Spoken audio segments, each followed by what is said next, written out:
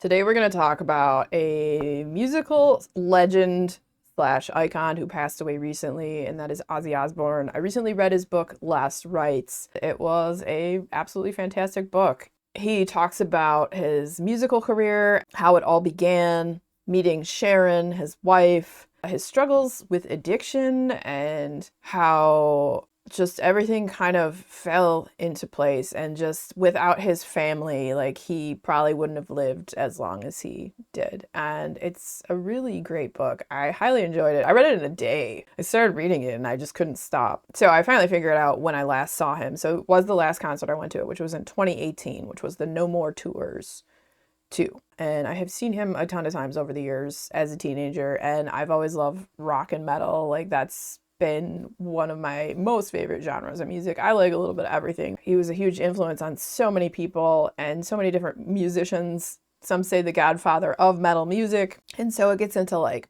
his first band, which was called the Polka Tulk Blues Band, and then eventually they ended up calling it Earth, and then Black Sabbath after the old horror movie from back in the day. Let me just give you a little bit of like the intro to the book, which kind of encapsulates it pretty well, I thought. So this is Ozzy's words here. People say to me, if you could do it all again, knowing what you know now, would you change anything? I'm like, F no. If I'd been clean and sober, I wouldn't be Ozzy.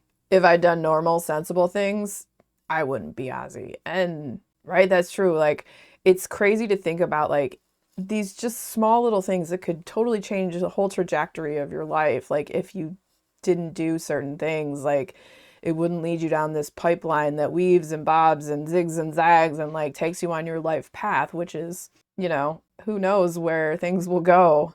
So he talks about the beginning of Black Sabbath, meeting the guys for his band, his dad buying him this PA system when he was younger, and if he hadn't had that, like, how the band probably wouldn't have come together, and then starting to play at different venues and stuff around, and then getting picked up by a label. He had been prior married, which I hadn't known, before Sharon, and he met Sharon because Sharon, her dad was like Black Sabbath's manager.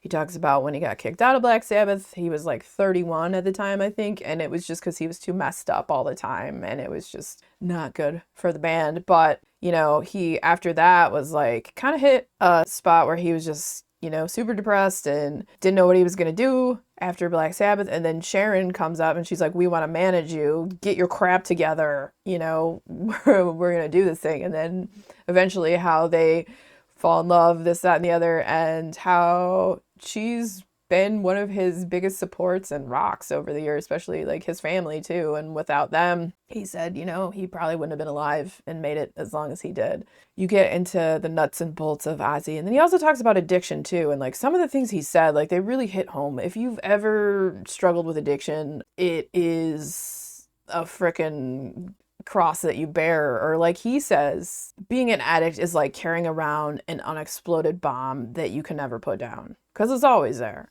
And it never quite goes away. It's in the back of your mind. Even when you think you're doing really good, it's always there waiting, whispering, for you to fall and come back to whatever was your poison of pleasure. Whether it's drugs or drinking, one is too many and 10 is not enough.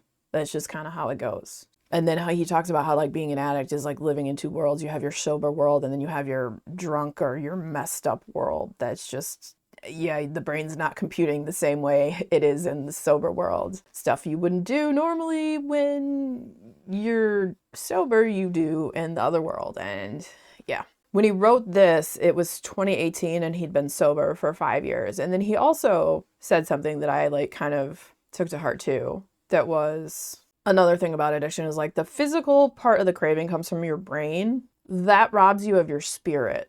By getting sober, you're earning your spirit back. And I really feel that. He also gets into like the stuff that happened to him with how his health kind of spiraled downwards. And one of the things that had happened when he got in an accident on a four-wheeler, and that like flipped over on top of him. He broke a bunch of ribs, and they had to like fix his neck and spine and put like, the metal inside of him. So he actually became like an Iron Man and whatnot. He goes all the way from the beginning, all the way up until the actual Back to the Beginning tour. So that's in this book too.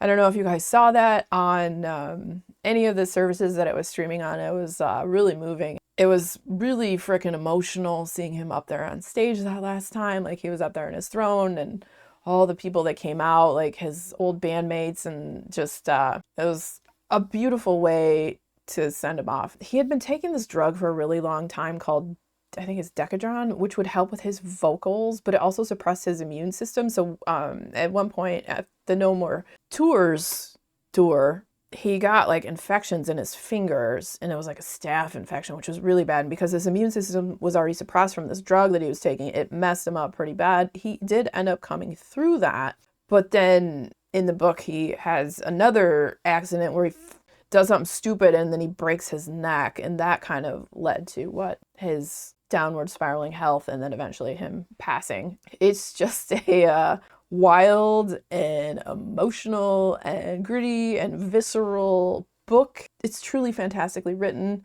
It's really enjoyable. Like I said, I flew through it in like a day.